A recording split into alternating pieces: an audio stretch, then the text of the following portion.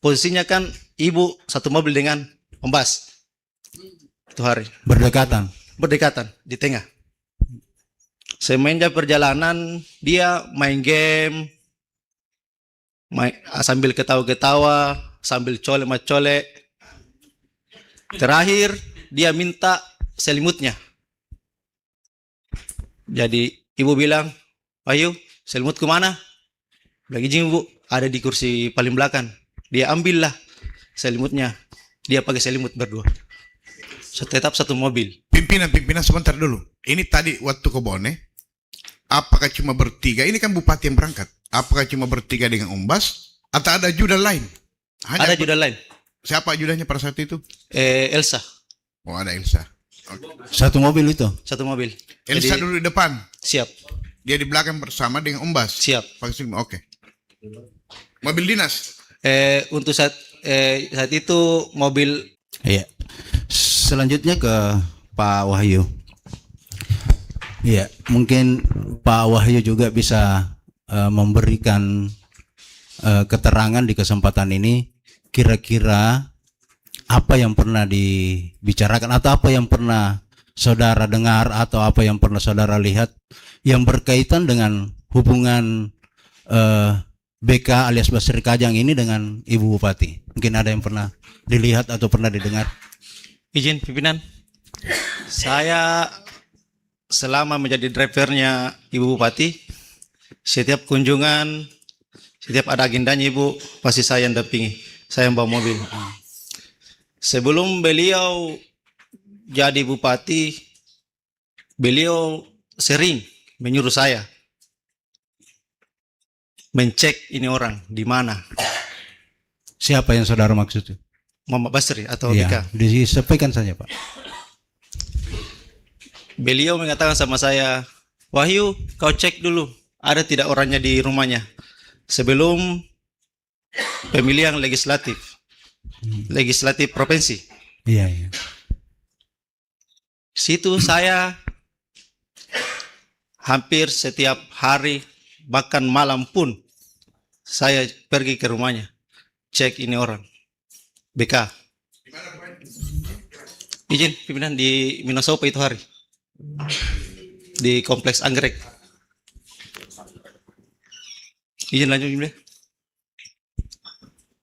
Terus saya pernah bahkan diteror dengan istrinya ini BK, Ibu Sofi. Dia itu hari mondar-mandir di kediaman beliau Bupati di Talasalapang. Dilihatlah sama anak-anak, bilang ada istrinya. Ya saya cepat telepon ibu karena posisi ibu itu hari lagi bersama BK. Di Karena mana itu Pak?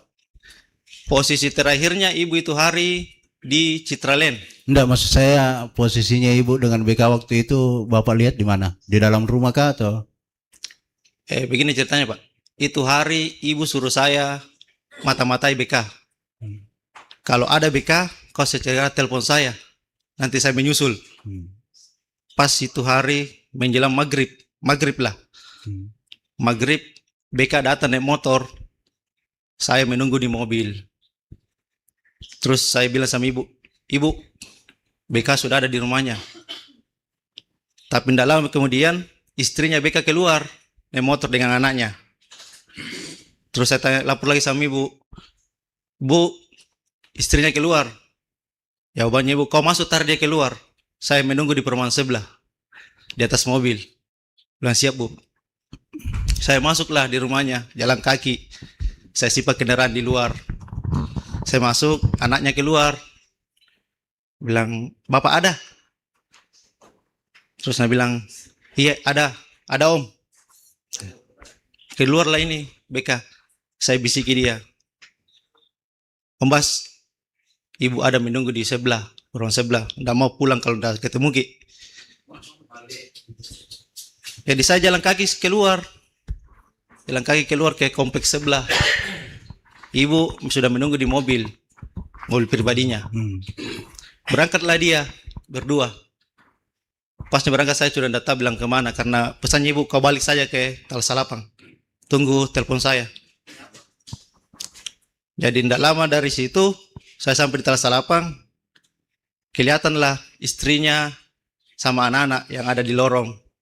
Bilang ada istrinya bolak-balik. Bahkan ada chat-chat atau teleponnya sama saya istrinya, tapi saya tidak angkat, saya tidak balas. Saya laporan ke ibu, ibu ada istrinya membahas. Di mana? Di depan lorong yang mondar-mandir. Bahkan saya sempat suruh CP lokasinya. Di mana ini orang? Ini istrinya. Takutnya masuk di lorong atau bagaimana. Jadi terakhir saya dikabari sama ibu, bilang jemput saya di Citraland, kertas nih.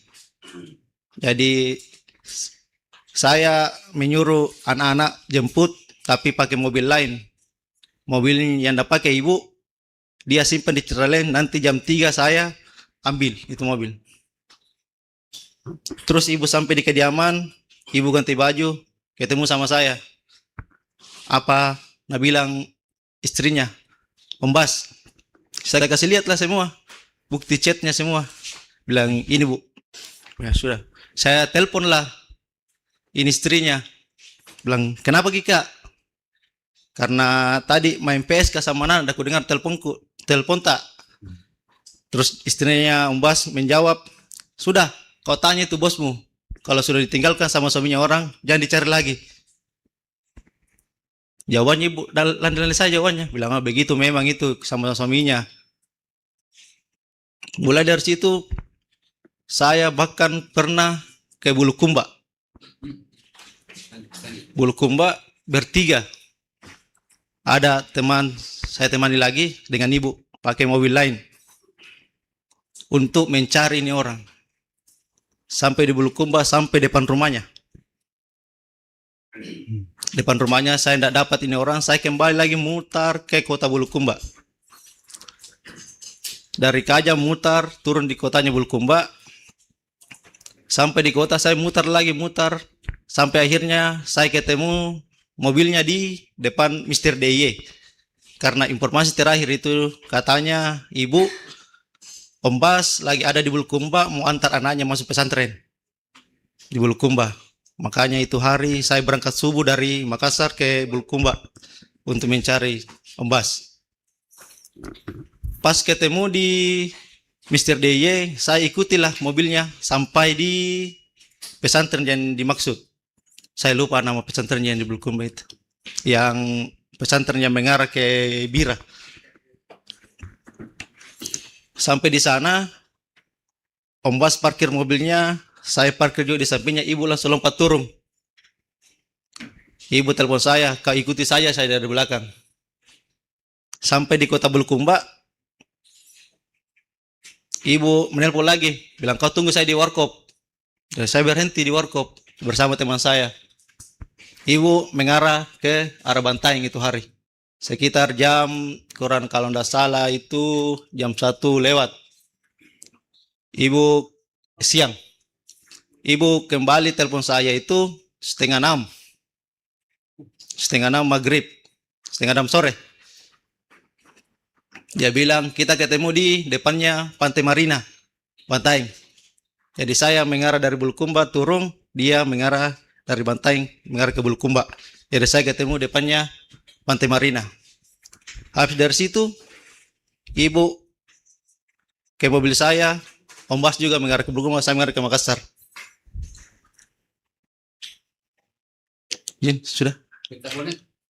Kalau di Bone, waktu hari jadi Bone Pak. Waktu hari jadi Bone itu kan kita berangkat jam 12 malam lebih dari Rujab.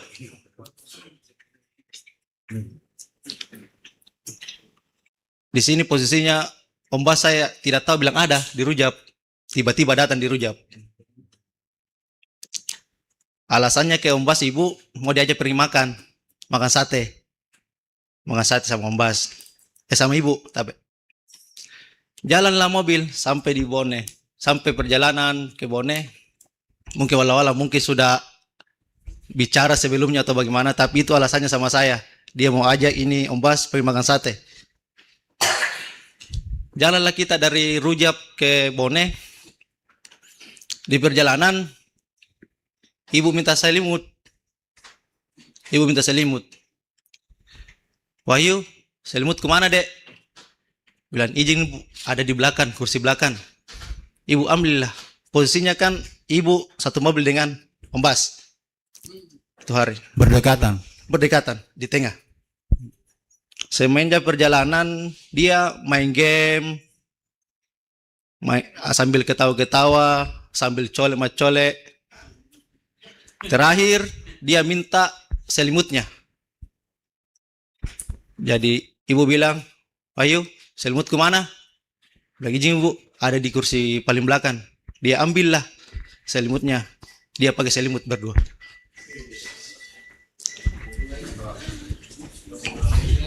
Kalau di Rujab ada yang saudara tahu? Kalau di Rujab, izin pimpinan, saya selama ibu di Rujab, saya tidak pernah nginjakkan kaki dalam Rujab. Tidak pernah masuk di Rujab kecuali ibu yang panggil. Saya batasku cuma di parkiran. Oh, Lu Utara. Masih Bapak yang antar? Masih. Bisa diceritakan bagaimana modelnya? Lubu Utara itu tetap satu mobil. Pimpinan sebentar dulu. Ini tadi waktu ke Bone, apakah cuma bertiga? Ini kan bupati yang berangkat. Apakah cuma bertiga dengan Umbas atau ada ajudan lain? Ada ajudan lain. Siapa ajudannya pada saat itu? Elsa. Oh, ada Elsa. Oke. Satu mobil itu? Satu mobil. Elsa Jadi, dulu di depan. siap. Dia di belakang bersama dengan Umbas. Siap. Pakai selimut. Oke. Mobil dinas. Untuk saat itu bukan mobil dinas Pak. Alparlamannya ibu. Oh iya.